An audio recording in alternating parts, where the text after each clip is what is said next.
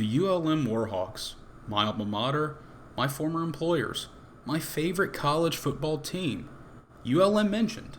After 2 seasons going 4-8 and 1 season going 2-10 under Terry Bowden, the Warhawks made the decision to hire head coach Bryant Vincent before the 2024 season. The Warhawks started off the season 5-1 and looked poised to make their first bowl game appearance since 2012. After this 5-1 start, the Warhawks would go on to lose their remaining games, ending the season 5-7 and not being invited to a bowl game. This pain was nothing compared to what Warhawk fans had faced in years past. Coach Vincent and star freshman running back Ahmad Hardy had given ULM a spark, something to build on for the future. With nearly 1,400 yards and 13 touchdowns as a freshman, Ahmad Hardy set his sights on the SEC, transferring to Missouri in the 2024 offseason. And just a side note, he's going to absolutely ball out. Calling it now. With the release of College Football 26 and YouTubers such as Bordeaux and Bengal being too afraid of the challenge to rebuild ULM, I'll do it myself. Before we get started, please consider liking the video and subscribing to see the rest of this rebuild. This video will only follow the first season of the rebuild. Also, EA, put Cavante Wells in the game. Let's go. So Bryant Vincent is not actually in College Football 26, so I ended up making a custom head coach, Ron Berry. If you're a real ULMer, you will know who that is. I decided to make my head coach a motivator, mostly because the upgrade track is a little bit better. Here you can see the coaching history, Ron Berry there. But let's go ahead and play our first game versus FCS East. Welcome to Monroe, Louisiana, Malone Stadium, home to the ULM Warhawks, and fans have been getting ready for this one pretty much all week. We've got a sensational matchup for you. Fans have been filing in and getting ready for this game. As we'll see, the Judicials taking on a team from the Sun Belt, the UL Monroe Warhawks. Braylon McReynolds will have a nice run, which will set up our first touchdown pass of the rebuild, as Aiden Armenta will scramble and find number 7 Nick Trujillo in the end zone. Braylon McReynolds breaks off another big run, and he's just absolutely insane. Going into the second quarter, it's nighttime now, but it doesn't change the fact that Braylon McReynolds is an absolute dog as he runs into the end zone for a touchdown.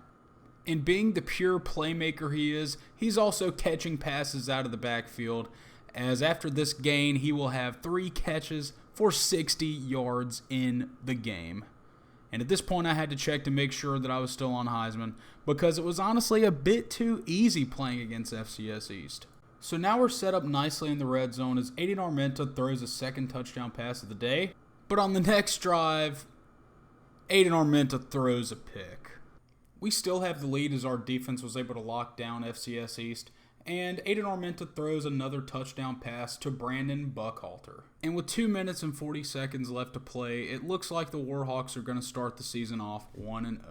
The team is excited to start off 1-0, and Braylon McReynolds went off in his first start as a Warhawk with 136 rushing yards and 112 receiving yards.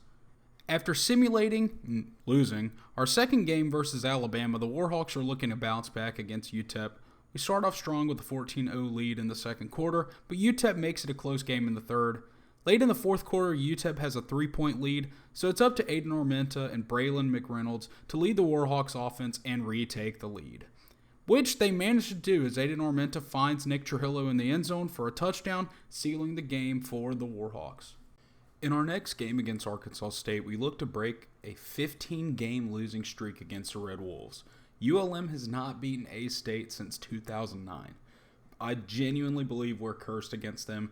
I've witnessed some pretty perfectly timed, unfortunate events on our end, and these events can really only be explained by we're cursed against Arkansas State. Today is looking different, though. Never mind. But a big run from Braylon McReynolds is going to set us up to doink a field goal in. On our next drive, we hit Jake Godfrey on a deep pass, which sets up Rylan Green for a touchdown. After that and through most of the third quarter, we do absolutely nothing on offense until Braylon McReynolds takes a ball 57 yards to the house. The Red Wolves do cut the lead, but we kick this field goal that ices the game, and we finally beat Arkansas State. Our victory must have impressed the recruits that were visiting because we ended up snagging a 3-star wide receiver and a 3-star defensive tackle as Carl Fauntroy won Sun Belt Defensive Player of the Week. I decided to sim our game against Northwestern, which must have worked because we ended up getting a 3-star linebacker recruit. After simming again against Coastal Carolina, that's our second game that we've lost in a row, and we can't let that continue. Even though we're still doing pretty well recruiting, I decided I've got to step in and play against Troy. Jake Godfrey decided to absolutely embarrass Troy's secondary as back-to-back catches got us on their 1-yard line. Ryland Green makes a contested catch and we finally have points on the board. Troy responds with a touchdown of their own, so it's really good that Brandon Buckhalter had this nice catch and run to get us into the red zone. Aiden Armenta hits Jake Godfrey on a crosser for a touchdown, which cuts the lead to 3. After missing another field goal, Nick Trujillo breaks 2 tackles and just refuses to go down to tie the game at 24. And even though the Trojans scored a field goal, we're not afraid because we have a playmaker like Braylon McReynolds who gets us into the red zone very quickly. In the red zone, Aiden Armenta is going to scramble, and he's going to find backup running back Bennett Galloway for the touchdown. The win over Troy gets us our 4th win on the season, and we are 4-4. The win over Troy secures us a commitment from a 3-star gem free safety from Baton Rouge and a 3-star tight end from Miami. The next week, we make pretty light work of Old Dominion, winning the game 24-7. And it's a good thing that Nick Trujillo and Braylon McReynolds were out there making plays for us against Old Dominion because it helped us secure another 3-star linebacker recruit in Eric Westmoreland as Braylon McReynolds won the Sun Belt Offensive Player of the Week. With the Warhawks sitting at 5-4, you know I have to step into this game to make sure we get that 6th win and become bowl eligible, and I should not have played that game. That's okay though because Aiden Armenta comes out absolutely slinging it against the new Pack 2, 3, 4, 5, 6 member. He hits Ryland Green on this little whip route, and Ryland Green will take that in for a touchdown. And I still cannot hit a singular kick to save my life, which is also okay because here Nate Sullivan just absolutely refused to go down. This is like the second coming of Gronk that I'm watching. I know we're playing Texas State, but still. The backup Bennett Galloway will run the swing route and take this pass in the end zone for a touchdown, giving us a nice 3-score lead. And you know Braylon McReynolds can't let all the other guys score the touchdowns, so here he decides, I'll just get one. And I know we have a good lead with 15 seconds left, but I just have to show you guys that I can hit a single kick, as we'll win the game against Texas State 34-14 and get that 6th win, becoming bowl eligible for the first time since 2012. Hold on this win moving ahead because they've got bigger goals down the road, Dave. They do, and they've shown you some good flashes throughout the season, man. Some moments that really say this team could be really. Braylon McReynolds wins another Sun Belt Offensive Player of the Week award as we look to face our rivals, the University of Louisiana at Lafayette Raging Cajuns. You already know that Braylon McReynolds is going to get into the end zone against Louisiana Lafayette, and so is Brandon Buckhalter as we take an early lead. We can just not stop scoring against the Cajuns as Aiden Armenta is just delivering the ball perfectly. Well, mostly perfectly. Luckily, I hit maybe my 2nd field goal on the year to bring the lead to 11. And Braylon McReynolds gets absolutely wide open for another touchdown. We do the courteous thing and take the knee, securing the win and giving ULL the L that they keep forgetting. At the end of the season, Cade Klubnik wins the Heisman as the Warhawks get invited to the 68 Ventures Bowl against Eastern Michigan. Jake Godfrey continues to terrorize secondaries as he just absolutely mosses this corner and runs in for a touchdown. I make my 3rd field goal on the year to extend the lead to 10. And Eastern Michigan just has no answers for us as our backup running back Bennett Galloway takes us to the red zone. And somehow I've made 2 kicks in one game. I almost didn't make that one though. Jake Godfrey looks bored out there, so I just decided to throw one up to him, and of course he came down with it. We used this good field position to help Braylon McReynolds' stat pad. Eastern Michigan scored 10 unanswered until Nick Trujillo extended the lead. And there must be magic in the air tonight because this is my third made field goal in one game. And we may be using the last 3 seconds of the stat pad again. And bang, another commitment to be our offensive coordinator. Here I just checked out my job offers to see what was there. Kansas, Memphis, even Louisiana Lafayette, and Vanderbilt want me to be their head coach. I'm going to have to decline because I'm sticking with my Warhawks. And just taking a look at the players leaving, oh my God, it's everyone. Yeah, it actually is pretty much everyone. I'm going to have to completely replace all of our starters across the offense, either for graduation or transferring.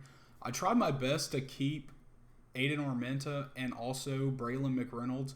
It just did not work. They did not want to come back to my school, even though I stat padded for the both of them. Good luck to them on their next journey, but yeah, it was not a lovely sight to open this and see that everyone was transferring out. But I guess that's the nature of NIL and the nature of college football these days, is these, lower tier schools can't keep good players. But yeah, still a bit crazy. Like, 0 of my wide receivers were staying either. At the end of the day, these guys are really just missing out on what we're building here. I mean, going 8-5 in our first season and also getting all of these recruits from the transfer portal and just at the end of the year, they don't know what we're building in Monroe and they can't stop it. And my strategy at week 4, the transfer portal period, may have been a little cheesy, but it did work. I just added a bunch of guys to my list, sent the house on all of them, and I guess it just gave me enough of a boost immediately, but since it was the last week, they just had to commit. Unfortunately, I only did it with wide receivers, so I ended up getting a lot of good wide receiver recruits. But now that I know this, I'm going to definitely use this method for other positions in later years. I just thought it was kind of funny how it worked out. I didn't realize that that's what would happen. And I was really very excited to get Jelani Watkins because he's a 98 speed.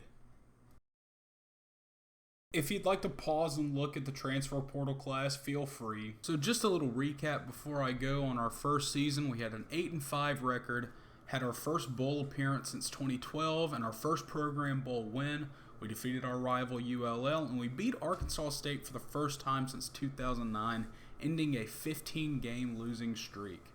And if you wanted to look at the stats, I unfortunately did not record when I looked at the stats, but I did at least write these 2 players' stats down. Aiden Armenta had almost 3,500 passing yards. He had 27 touchdowns and 10 interceptions.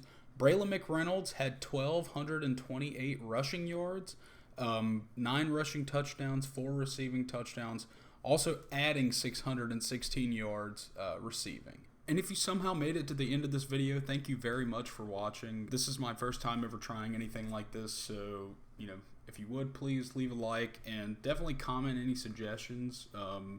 Maybe I didn't do something that I should have done. I don't know. I'm new to all of this. I'm open to constructive criticism, just, trying to figure out how all this stuff works. I sincerely want to thank you for your time. If you watched all of this video, if you would, please consider subscribing to watch me complete the rebuild. We got to build ULM, guys. Come on.